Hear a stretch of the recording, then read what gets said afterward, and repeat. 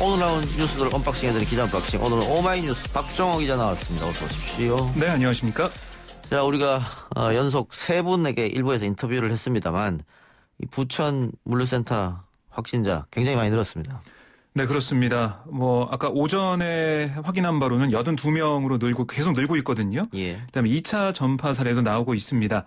그러니까 이게 지난 주말까지만 해도 확진자를 포함해서 2명만 감염됐지만 25일 기점으로 추가 확진자가 서서히 늘어나서 그러니까 전수검사를 하니까 감염자가 늘어나고 있는데요. 예.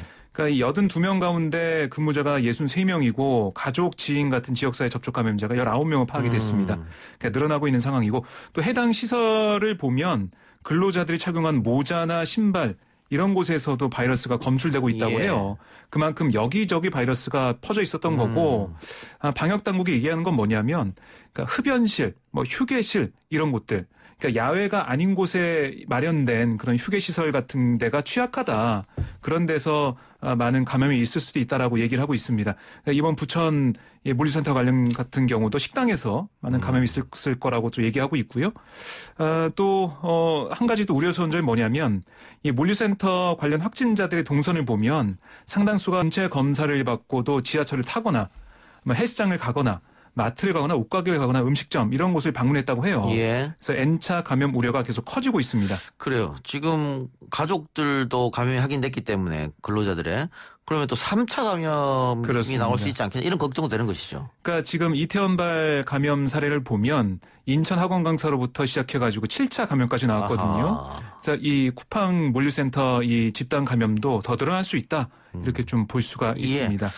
그래서입니까 이재명 경기지사가 이 물류센터에 대해서 2주간 집합 금지 명령을 내렸네요. 네, 그러니까 사실상 영업 금지 또는 시설 폐쇄에 해당하는 조치인데요. 유흥시설이나 다중이용시설이 아닌 개별 기업시설에 대한 집합금지 명령은 경기도에서 이번이 처음입니다. 예. 오늘 기자회견에서 이재명 지사는 물류센터는 업무 특성상 마스크 착용하기, 직원 간 거리 두기 등의 예방수칙을 준수하기 어렵다는 점을 감안하더라도 쿠팡 측의 초기 대응에 아쉬운 점이 많다라고 지적을 했어요. 그러니까 회사 측이 확진자 발생 소식을 알고도 직원들에게 알리지 않고 업무를 강행했다.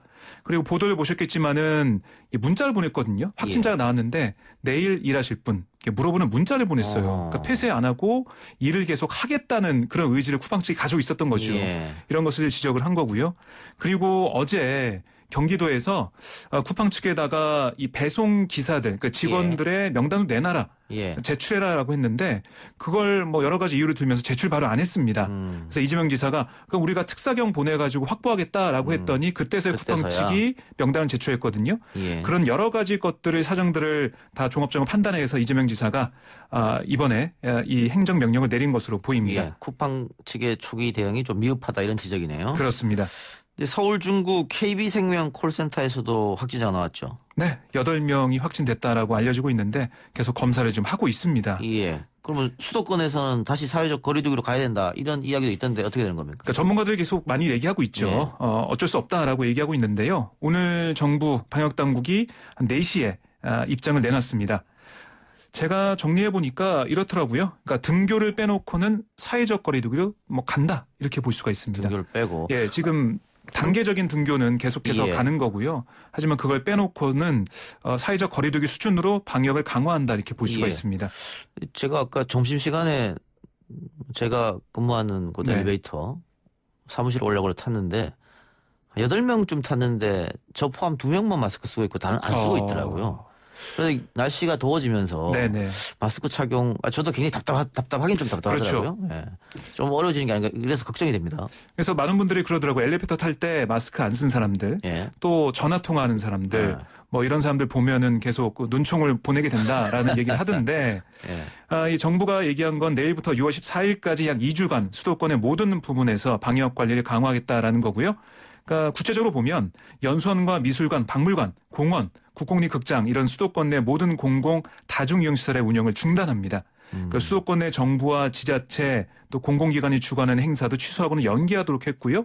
아울러 공공기관에서는 시차 출퇴근제와 재택근무, 그러니까 유연근무를 적극적으로 활용해라. 그러니까 밀접도를 낮춰달라라고 요청을 했습니다. 수도권 유흥시설에 대해서는 향후 2주간 운영을 자제하고 운영할 경우에는 방역수칙을 철저히 준수해달라. 라는 행정 조치를 내리기로 했고요.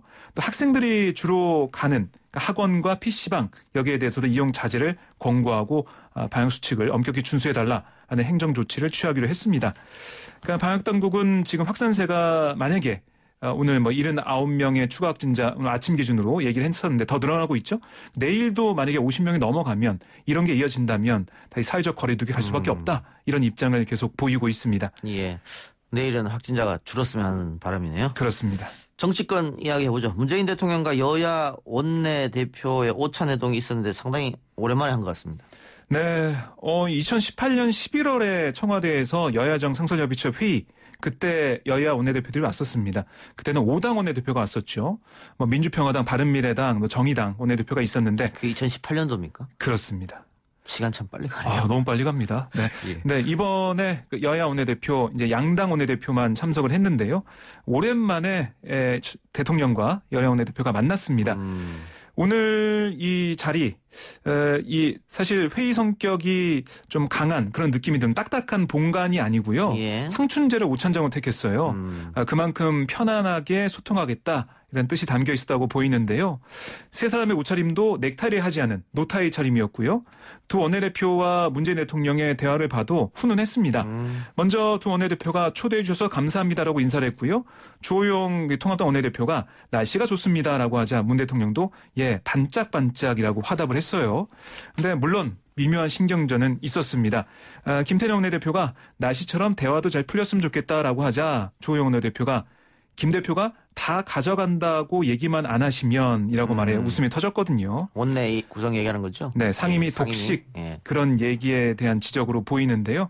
그러니까 문재인 대통령이 그 자리에서 빨리 들어가는 게 덜 부담스러우시겠죠? 라며 그 자리를 정리했고 기념 촬영한 다음에 상춘제로 들어가서 회동을 시작했는데 모두 반응이 없었어요. 예. 바로 들어갔는데요. 이 오찬을 겸해서 산책까지 포함해서요. 원래 1시간 10분 정도 예정돼 있던 이 회동이 실제로는 2시간 36분 동안 진행이 됐습니다. 그 내용이 지금 나오고 있어요. 지금 이제 브리핑이 막 나서 속보가 뜨고 있는데요. 그걸 좀 전해드리면 문재인 대통령이 코로나 관련해서 신속 조치, 그러니까 추경 관련된 것들 국회 협조를 구하니까 조영 원내대표가 적극 돕겠다 이런 얘기를 했고요. 또 문재인 대통령이 공수처 7월 출범에 차질이 없어야 된다 이런 것도 강조를 했습니다. 계속 속보가 좀 들어오고 있는데요. 들어오는 대로 좀 전해드리도록 하겠습니다. 네, 어쨌든 그 2년 전 황교안 대표와 회동한 거하고는 좀 다르게. 그렇습니다. 그러니까 미래통합당 황교안 대표, 나경원 원내대표 체제에서는 좀 강성 모드였지 않습니까? 네. 대화를 조금 거부하는. 그때하고 분위기가 사뭇 다르다 이렇게 보면 되겠네요. 그렇습니다. 그러니까 미래통합당도 이제 변해야 산다라는 게 지금 하나의 모토가 되지 않았습니까? 김종인 비대위원장도 다 바꾸겠다는 거예요. 당 이름부터 해가지고요.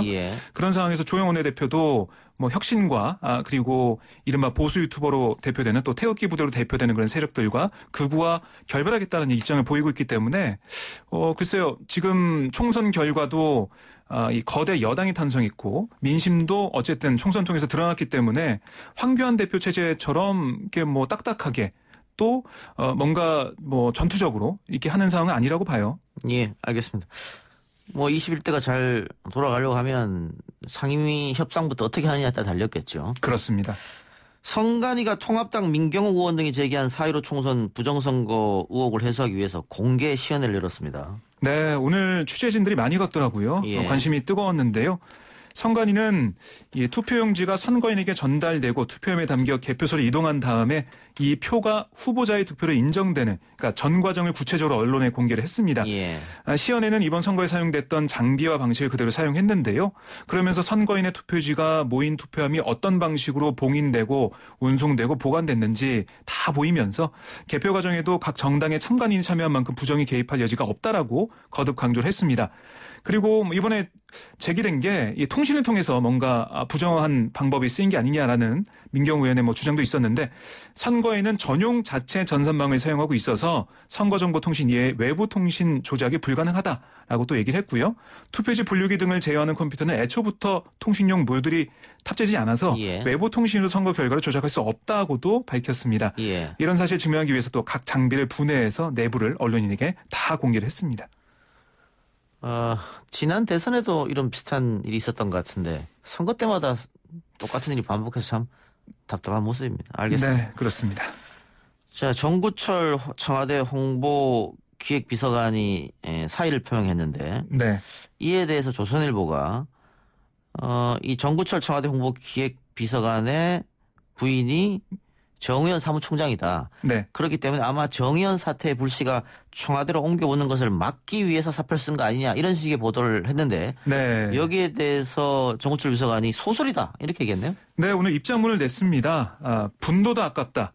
어떻게든 청와대를 끌어들이려는 허망한 시도가 측은하고 애처롭다라고 밝혔는데요. 강한 어조로 비판했네요. 네, 그러니까 왜 그러면은 사의를 표시했냐라는 것에 대해서 설명도 있었거든요.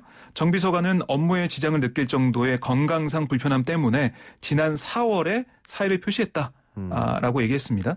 만류가 있었고 뭐 다른 인사 요인과 겹쳐서 처리가 늦어지고 있다. 그게 전부다라고 얘기했고요. 아 그럼 이런 거네요. 네. 본인이 건강상 이유로 4월에 사의를 표명했는데 네. 여러 가지 이유로 처리가 안 됐다. 그렇습니다. 그런데 이 정의연 관련된 보도나 이런 논란은 5월에 불거졌는데 맞습니다. 내가 미래를 보는 사람이냐 이런 거죠? 네, 그런 얘기도 있었는데요. 그러니까 미리 일어날 일을 예견해야 하는데 나는 그런 능력이 없다. 라고 얘기를 직접 또 했습니다. 그러면서 뭐 자신의 부인이 정의연 사무총장인 것은 맞다라고 언급한 다음에 숨겨둔 적도 없고 그렇다고 내세운 적도 없다. 아내가 정의연 일을 한 지 2년이 가까워져 오는데 남편이면서 후원 회원이 아닌 것을 이제 알았다. 그게 미안하다 이런 말도 하기도 했습니다. 그리고 윤도한 청와대 국민소통수석도 서면 브리핑을 내고 해당 보도에 대해서 전혀 사실이 아니다라고 조선일보 강하게 비판했는데요. 뭐 청와대가 군에 불만이 있어 군 장성 진급 신고를 연기했다. 또 총선 사전 투표가 조작된 의혹이 있다. 이런 다른 조선일보 보도도 언급하면서 시중 정보지에나 등장할 법한 내용이 종합 일간지에 보도되는 게 믿기지 않는다라고 강하게 비판을 했습니다. 예. 그 조선일보와 청와대 간의 갈등은 여전히 계속되고 있다. 네. 이렇게 보여지네요. 그렇습니다. 이번에 청와대가 많이 격앙된 모습을 보이고 있습니다. 네. 그렇군요. 자, 하나만 더 짚어볼까요? 갑질 폭행 혐의로 구속 기소된 양진호 한국미래기술회장 1심에서 7년이 선고됐습니다. 네. 양 회장은 뭐 특수강간, 상습폭행, 마약류 관리에 관한 법률 위반, 동물보호법 위반, 총포화약법 위반 등 여러 가지 혐의로 2018년 12월 5일에 구속 기소가 됐죠. 재판부는 양 회장에 대한 2013년 12월 확정 판결, 그러니까 이때 저작권법 위반 방조죄 등 그런 혐의로 징역 1년 6월에 집행유예 3년을 선고했거든요. 그러니까 이전 혐의에 대해서는 징역 5년, 그리고 이후 혐의에 대해서는 징역 2년에 추징금 1,950만 원을 각각 선고를 했습니다. 추징금은 대마, 매수, 수수, 흡연 여기 범죄 사실에 따른 거고요. 이 가운데 동물보호법 위반 이거 기억하신 분이 계시겠지만요. 직원들에게 일본도로 살아있는 닭을 잔인하게 내리치게 하고 화살로 닭을 쏘아 마치는 방법으로 동물을 학대한 혐의입니다. 여러 가지 혐의로 알겠습니다. 네, 기억하실 겁니다. 뭐 피해자가 합의도 안 됐다고 하니까 아마 추징이 선고된 것 같습니다. 오늘 이야기는 여기까지만 듣죠. 수고하셨습니다. 네, 고맙습니다. 뉴스 듣고 옵니다.